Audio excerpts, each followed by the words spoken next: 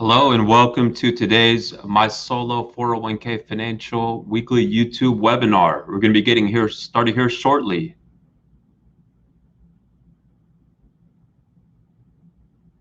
So we confirmed the audio is good and it looks like we have viewers logging in. So thank you again for taking the time to join the My Solo 401k Financial Weekly YouTube webinar. Today is a very popular topic. I would ask you to please like this video and please subscribe to our channel for more videos like this. You'll also I would also encourage you to join our community where we are hosting webinars almost every day of the week. We also have forums where you can post questions and we can share the knowledge. So as far as today's topic, the focus is going to be Mega Backdoor Roth Solo 401k conversion from an account at Fidelity to a Vanguard Roth IRA. So again, a very popular topic, which is Mega Backdoor Roth, and within that, the concept of transferring your money over to a Roth IRA at Vanguard. So we're going to really talk about the nuts and bolts of how to make Mega Backdoor Roth contributions, as well as how to then get the money, the after-tax money, over to a Roth IRA at Vanguard.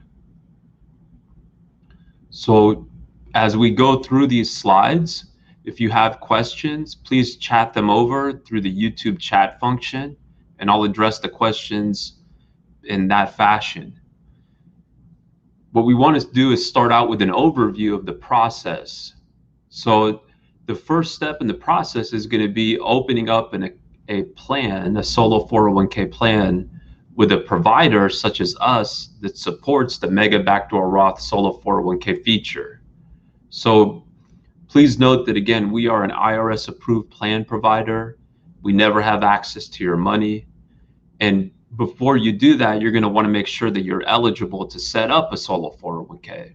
We have a wealth of information about eligibility considerations, but in short, it boils down to reporting earned self-employment income on your taxes and not having any full-time W-2 employees working for any business that you own, as well as any business that might be owned by a spouse if you happen to have a spouse. So once you find that provider and set up a plan through them, your business, your self-employed business, needs to adopt the solo 401k plan. So for example, once one of our clients signs up with us, we email the documents to establish our IRS approved plan that allows for the Mega Backdoor Roth contributions. We email you a link to our secure portal where you can download those documents within one business day. And you sign the documents, and that's what adopts the plan, right? So a 401k is a trust. So like any legal entity, it's really the documents that create it, and by signing those documents, that's what establishes the plan. Now, that 401k plan, the regulatory expectation is that a separate EIN will be set up for the plan. So for our clients, we're obtaining a separate EIN that's different and distinct than the EIN that you might have for your self-employed business, and that lets the IRS know that this trust is a 401k plan. So the assets are going to grow, for example, on a tax-deferred basis. So that EIN will be used to open up the accounts for your plan. So in this scenario, we're assuming that the accounts are going to be set up at Fidelity. That's one of the most popular choices for our clients, but there are other options. And again, we got a lot of information out there in terms of those other options. Like you could have the account for your solo 401k at Schwab or at TD or at E-Trade or even the bank accounts. But here, again, we're assuming that the individual wants to have the account set up at Fidelity.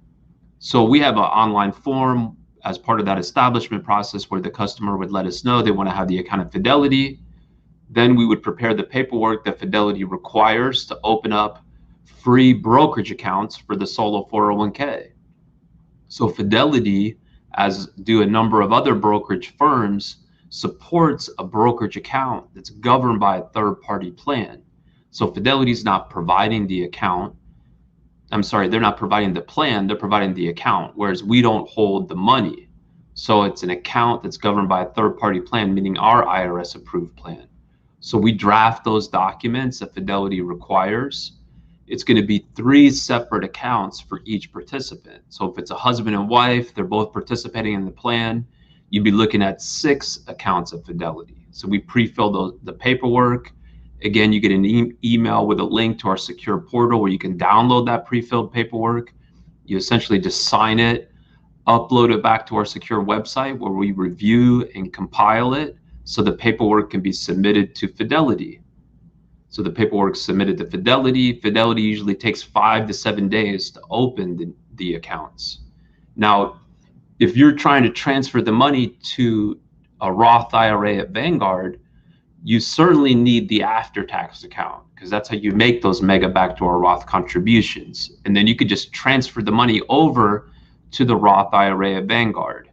Now, if you're going to also have pre-tax money in the account or Roth money in the account, let's say that you have a former employer plan at another institution that has both pre-tax and Roth money that you want to roll over. Well, you'll have to have those additional sub-accounts. That's how you could end up with 3 sub-accounts for each person, or even 6 if there's multiple people, like the husband and wife scenario that are participating in the plan.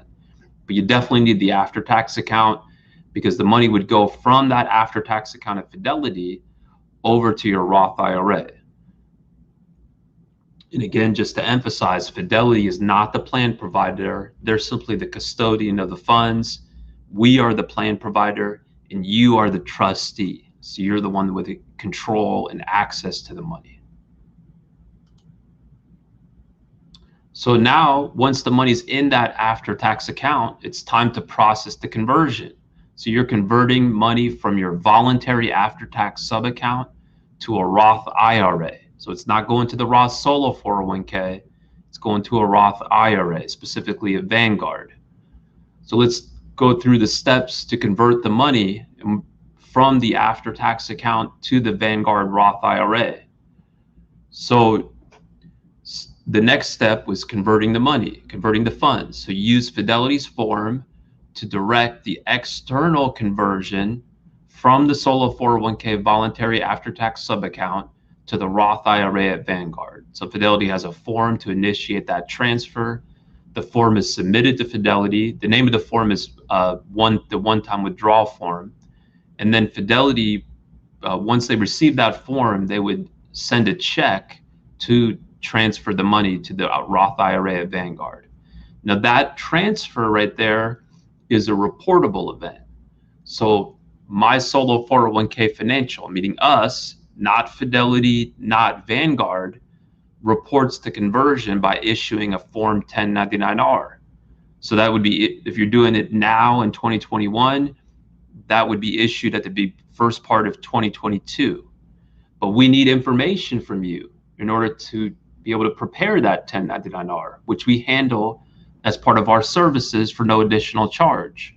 So after the conversion has been processed, in other words, the voluntary after-tax solo 401k funds have been moved to the Roth IRA, you would go to a page on our website to submit the information. So there's an online form. If you go to our website, mysolo401k.net, there's a link to the forms page in the upper right part of the home page.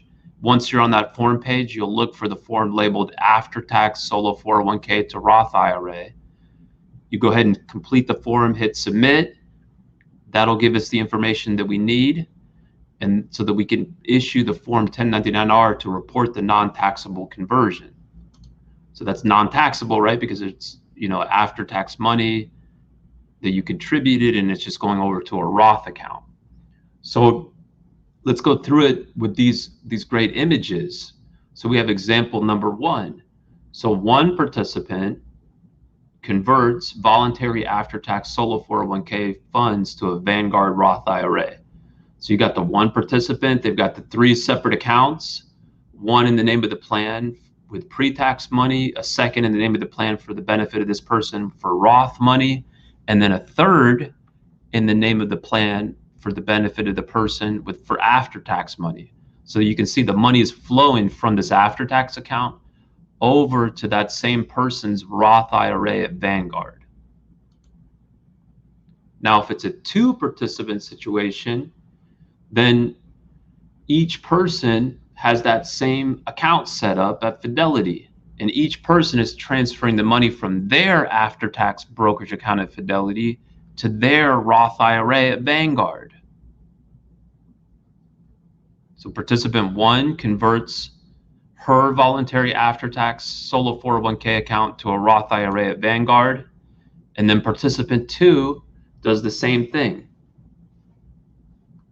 That's where you end up with a total of 6 accounts and a total of 2 Roth IRAs at Vanguard. So now that we've kind of seen the process at a high level, let's dig a little deeper in terms of how much you can contribute and more of the nuts and bolts of it. So the benefits, of course, is the ability to save a significant amount of funds in a Roth account. So for example, the overall after-tax limit for 2021 is as much as $58,000, and we're going to see some contribution scenarios so we can really see how that plays out. And once it's in that Roth IRA account, you have the potential for tax-free growth. So again, you've got a first step is you got to find that provider that allows for the Mega Backdoor Roth. Specifically, you're looking for a plan that allows for voluntary after-tax contributions as well as in-service distributions. In this case, the conversion over to the Roth IRA. You want, of course, somebody that's, has experience, because you need the separate sub-accounts. You need the ongoing compliance support, like the required 1099-R reporting.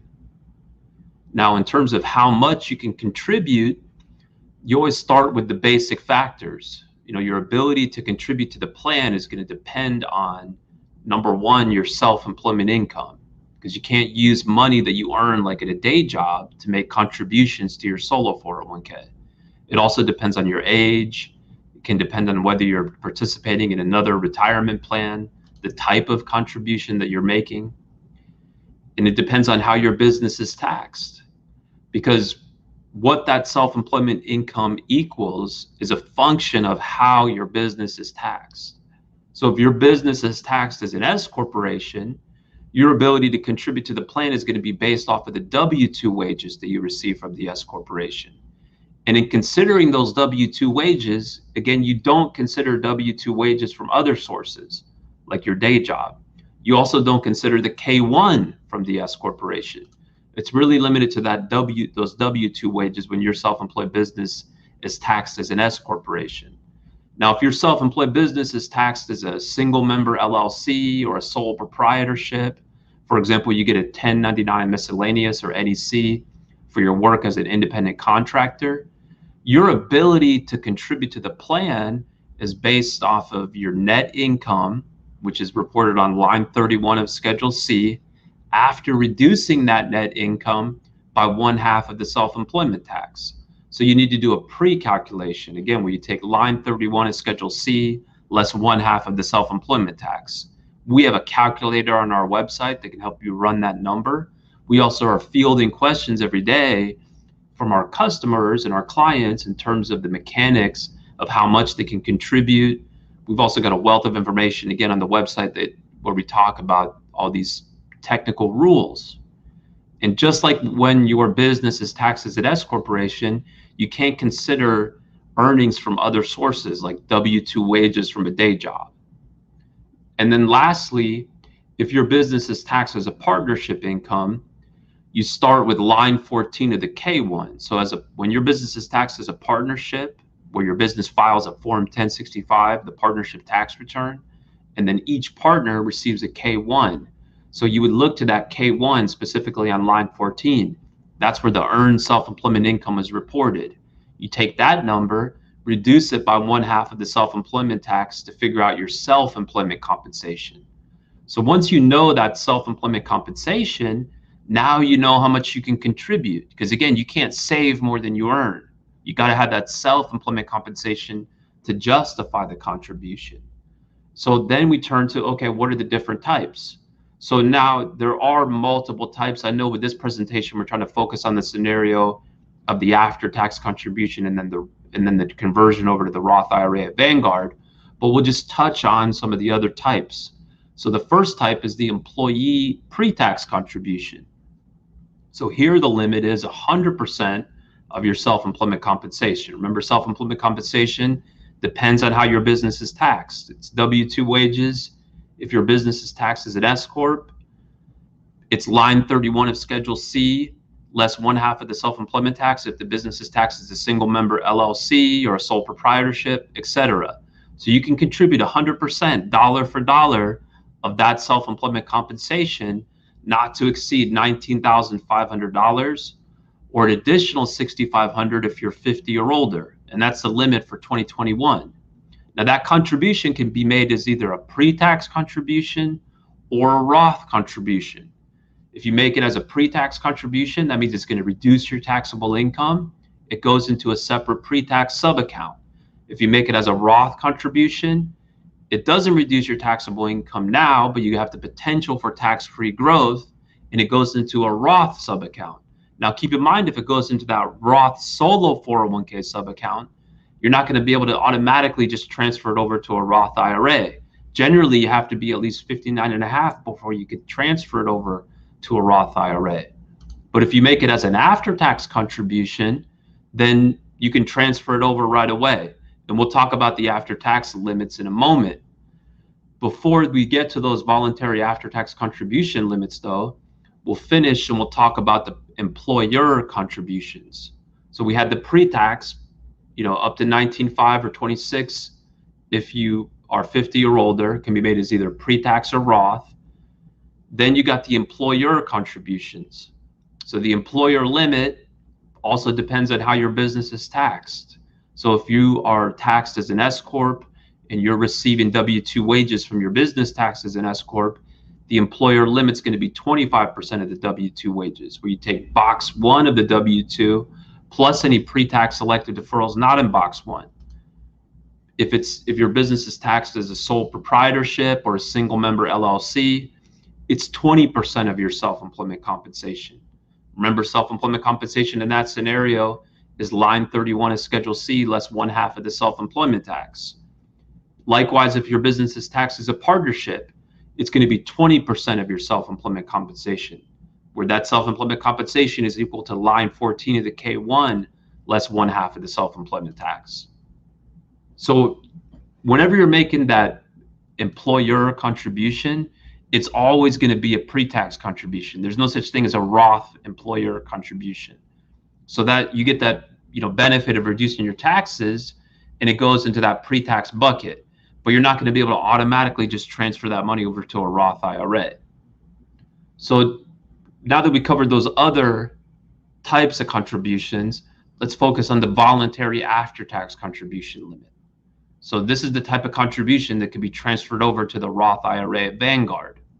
So the voluntary after-tax contribution limit is the lesser of your self-employment compensation, W-2 wages if you're taxed as an S Corp, line 31 of Schedule C less 1/2 of the self-employment tax if it's taxed as a single member LLC, down the line. So the lesser of that number, and the overall limit, which for 2021 is 58,000, or if you're still making 2020 contributions because you set up the plan before the end of last year and you filed a timely extension for your 2020 business tax return, you could still be making 2020 contributions. There, the limit is 57,000. So it went up by 1,000 from 2020 to 2021. And then you have to reduce it by any employer or employee contributions that you made to the solo 401k. Keep in mind, you ignore the catch-up contributions that you made to the solo 401k. So I know that's a lot of moving parts there. We'll go through the contribution scenarios, and I think it's going to become clearer. But we'll note the limit, so it doesn't go up if you're 50 or older. It's not going to be impacted by any other contributions that you make to another unrelated plan, unless the other plan is a 403B plan. And the voluntary after-tax contributions must be deposited into a separate sub-account for each participant, like we saw before with the 3 different sub-accounts for each participant. So again, I know that's a lot of moving parts in that definition. So let's go through some scenarios so we can really see how it works. So scenario number one is one participant under 50 years of age. The goal is to maximize voluntary after-tax contributions in order to convert to that Roth IRA at Vanguard. So let's assume that the person has $100,000 of self-employment compensation. That could be W-2 wages from their self-employed business, taxes and S-corp. It could be line 31 of Schedule C, less 1/2 of the self-employment tax, etc. So again, the person doesn't want to make pre-tax or Roth contributions. They're just trying to put the money in as an after-tax and then convert it to the Roth IRA at Vanguard. So let's say they skip the employee, they skip the employer. They can do 100%, right, of their self-employment compensation, right, the lesser of self-employment compensation or the overall limit. So that's going to be $58,000 for 2021, $57,000 for 2020. So they can go dollar for dollar up to $58,000 for 2021. They don't reduce it by any other contributions that they made because they didn't make any other contributions. And then they can transfer that money over to a Vanguard Roth IRA. So we'd go into that after-tax sub-account at Fidelity, then from there over to the Vanguard Roth IRA. Then you complete the form on our website to give us the information that we need, because a 1099-R is going to have to be issued to report that conversion over to the Roth IRA. And again, we handle it as part of our services. You just need to give us the information. So now let's change up the scenario so we can see how the rules work, right? Because remember we said that the limit does not go up if you're 50 or older. So scenario number two, same scenario, one participant, but now the person's 50 or older. Again, same goal. They want to put the money in as an after-tax and convert to a Roth IRA. Same compensation, $100,000. How does it work? So they're not going to make any employee pre-tax or Roth because they're not interested in that. They're not going to make employer. Those are always pre-tax. Again, they're not interested in pre-tax. So they're going to be able to do 100% dollar for dollar up to $58,000. So here the takeaway is just like with the other scenario, and then they can move it to the Roth IRA at Vanguard. So the takeaway though is that even though they're 50 years or older of age, that voluntary after-tax contribution limit doesn't go up. It's still $58,000. So now let's put another twist on the scenario. Now let's say it's two participants. Each person has $100,000 of self-employment compensation. Each person is under 50 years of age. So the same thing, each person is going to decline to make employee and employer contributions because they're not interested in making pre-tax or Roth contributions.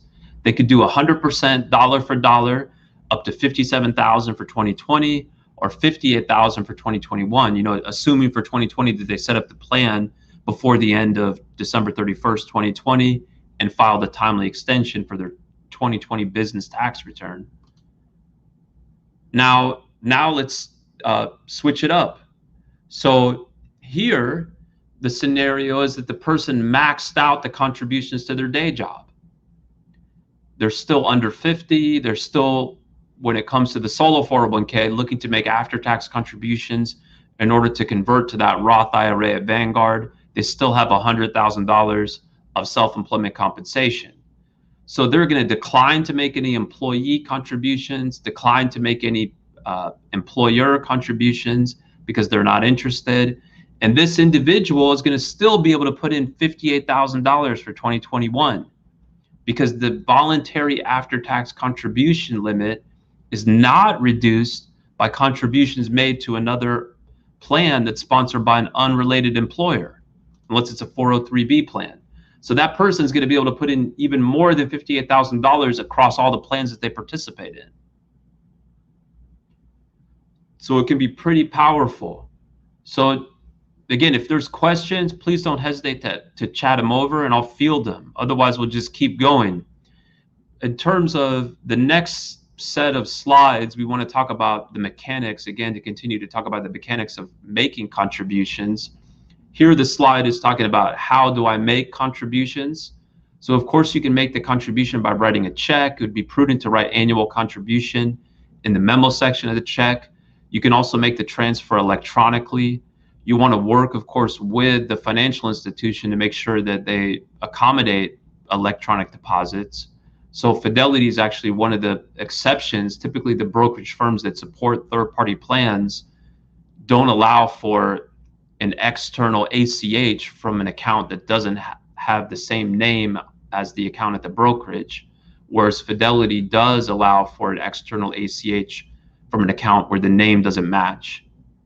Each person deposits his or her contributions into separate sub-accounts. We saw with the good images earlier in the presentation how if you have two participants, they've got 3 sets of accounts each. So participant 1 puts their contributions into their account. The second participant puts their contributions into his or her account. And pre-tax, Roth, and after-tax funds have to go into separate sub-accounts. The deadline to make the contributions, assuming that the plan was set up by the end of the tax year, so if you set it up by December 31st of 2021, you're going to preserve the right to make contributions all the way up until your 2021 business tax return deadline, including any timely filed extension. So if your business is taxed as an S corporation, that's going to be March 15th, 2022, or September 15th, 2022, if you file a timely extension. And that's for all types of contributions, different than the rules that apply to a 401k plan that you might have at a day job, where you got to make those contributions, those elective deferrals, by the end of the year. And this difference is clear and recognized, for example, by the IRS in publication 560. There's a chart on page 3 which confirms that you have up until that business tax return deadline, including any timely filed extension, to make all types of contributions to the solo 401k. So now let's switch gears and we're going to go through how to report the contributions, which is going to depend on how your business is taxed. So again, we'll stick and focus on the voluntary after-tax contributions in the scenario where the person's only making voluntary after-tax contributions to the solo 401k. So if the business is taxed as an S corporation, you can, but don't have to, in other words, it's optional, report those voluntary after-tax contributions on box 14 of the W-2. So that's it though. The employer contributions, employee, those also would be reported, but in this scenario, we're assuming that the person's only making voluntary after-tax contributions. Now, if the business is taxed as a sole proprietorship or single member LLC, the person, say, independent contractor receiving a 1099 NEC, there's no place to report voluntary after-tax contributions. So they're not reported, right? It's not reducing your taxes. This is not a pre-tax contribution where you need to report it in order to get credit to reduce your taxes. This is an after-tax contribution. Likewise, with a self-employed business that's taxed as a partnership, there's not going to be a place to report it. Now, as far as the deadline to convert, once the money's in that after-tax account, is there a deadline to move it over to the Roth IRA? No, there's not. There's no deadline. The reporting of that is required ultimately when it happens. That's where we need to get the information so we can issue the 1099-R. But the reporting is going to apply for the year of the conversion. So you might have set up the plan before the end of December 31st, 2020. You might have filed a timely extension for your business tax return for 2020, such that you're still making 2020 contributions, including voluntary after-tax contributions here in 2021. So if you did that and then converted in 2021, the conversion is going to be reported for 2021. In other words, the 1099-R to be issued at the beginning of 2022, first part of 2022. Whereas the actual contribution, to the extent that it's reportable, like let's say it was your business was taxed as an S corp and you chose the option of reporting it on the W-2, you would do that for your 2020 W-2. So the conversion, in other words, is reported for the year of the conversion. And I see we've got a question. Thank you so much for taking the time to post that. We'll get through a couple of these slides and then we'll field that question. Thank you. So the amount converted is reported on the Form 1099-R for the year of the conversion. Then you list it on Form 1040. For example, you put the amount converted on line 5A of your 2020 Form 1040. and then any gains on line 5B. There's a form on our website where you provide us the information that we need to be able to prepare that 1099-R. You can find it at this URL here. You can go to our website, which is mysolo401k.net, in the upper right corner, and click on the word forms, and then look for the form that says after-tax solo 401k to Roth IRA. Okay, fantastic. Thanks for bringing the question. So if you're over 50 with a W-2 from their C corporation of $58,000, can they make an after-tax contribution of $58,000? Yes, you can. Assuming that you are not making any other contributions to the solo 401k, and assuming you're not making 403B contributions. Because you can do 100% of your self-employment compensation dollar for dollar up to the overall limit, which is $58,000. So you can definitely contribute to a TD Ameritrade is one of the brokerage firms that supports third-party plans, and we're preparing forms to open up accounts at TD every single day. So it would be a separate new brokerage account at TD Ameritrade in the name of your solo 401k. So you first would put it into that voluntary after-tax sub-account for your solo 401k at TD. You know, the account is set up under the name and under the EIN of the solo 401k. And then you can move it from the solo 401k brokerage account at TD for your after-tax money over to a Roth IRA at TD, and then complete that online form on our website to give us the information that we need to be able to prepare the 1099-R. Great questions. So basically what we're talking about here, but instead of Fidelity, it's TD. Instead of Vanguard, it's TD. Now I'll point to more ways to contact us. There's business at mysolo401k.net. You can call us at 1-800-489-7571. Join our community, mysolo401k.net/mycommunity. From there, you can access the forums. People are posting forums, or questions all the time. We're fielding those questions throughout the day. We have webinars almost every day of the week where you can jump on a Zoom call, ask questions, et cetera, et cetera. We really appreciate everyone's participation. Thank you so much for taking the time to do so. We do have more time if you want to post more questions.